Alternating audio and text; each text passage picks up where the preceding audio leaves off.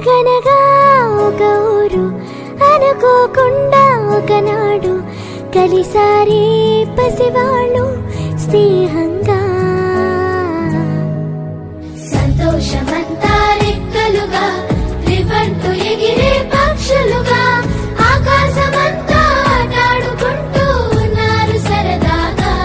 ఒకరేమో సీను ఒకరేమో చున్ను కలిసారే ప్రాణంగా కురిసారే వర్షంగా. పాటేమో సీను ఆటేమో చున్ను ఒకటై ఎదిగారే మధురంగా.